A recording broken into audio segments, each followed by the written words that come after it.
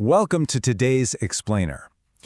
If you spend any time at all on social media these days, you have absolutely seen those viral videos and the massive, heated debates about what exactly happens when someone shoplifts in California.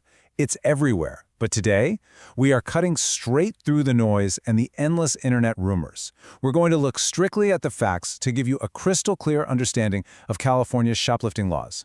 Specifically, we're going to look at the expectation of getting a simple misdemeanor ticket versus the often hidden reality of getting hit with felony bail.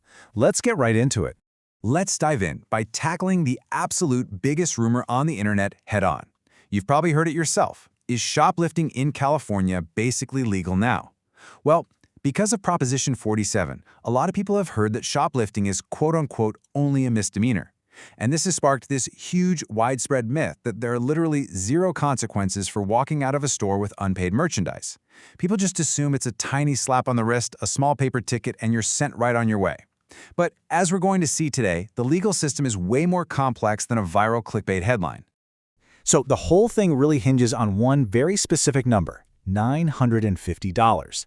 This is the crucial threshold created by Proposition 47.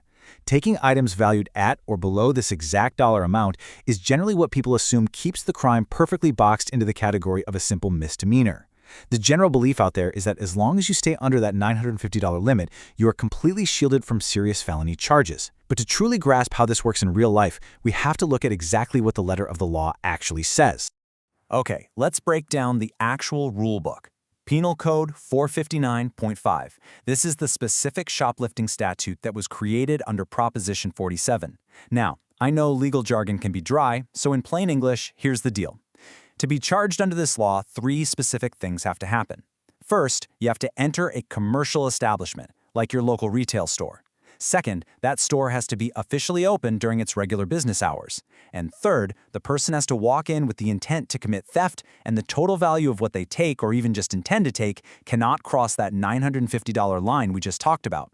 If a person's conduct fits this exact puzzle, the law says it generally has to be charged as shoplifting rather than slapping them with a much heavier burglary charge.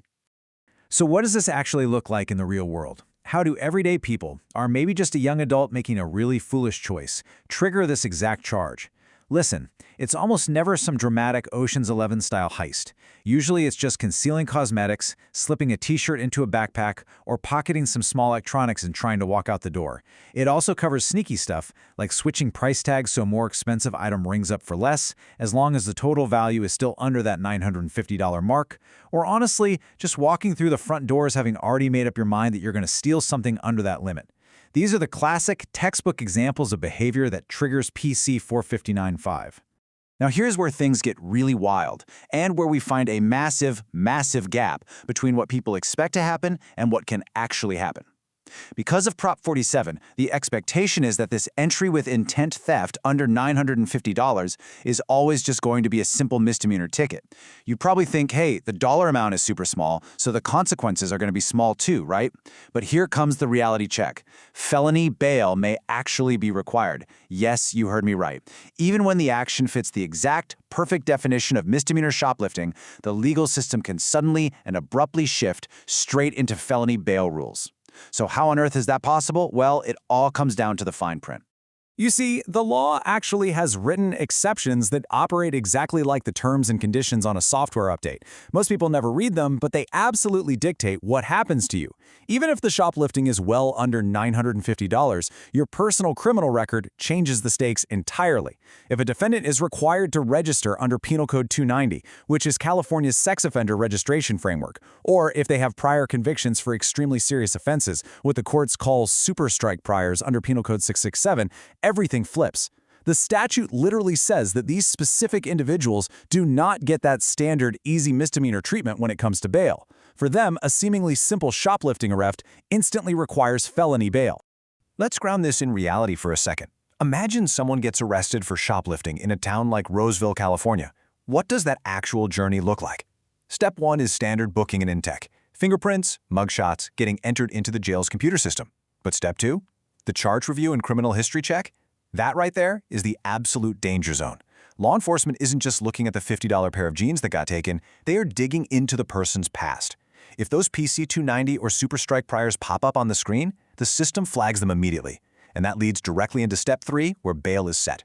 Because of those background flags, families are totally blindsided by a massive bail amount that skyrockets way beyond what anyone would ever expect for a simple shoplifting charge.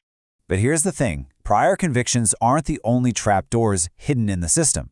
Even if the dollar amount is incredibly small, a case can escalate incredibly fast. For instance, are there allegations of organized retail theft? And by that, I mean were there multiple people involved playing coordinated roles, maybe gathering items to resell online later? Is the person currently on probation or parole? Do they happen to have outstanding warrants? What about messy disputes over the actual retail value of the items, or whether the person actually intended to steal when they walked in? Things like security video footage, loss prevention statements, and witness accounts can instantly turn a quote-unquote simple retail mistake into a highly complex, very expensive legal nightmare. So, what actually happens when you're hit with that unexpectedly high felony bail amount? Families usually find themselves staring down 2 financial options. Option A is paying the full bail amount directly to the court. Now, if the defendant makes every single one of their court dates, this money is generally refunded at the end of the whole process. But let's be real, if bail is set at tens of thousands of dollars, most people do not just have that kind of cash sitting around in a checking account.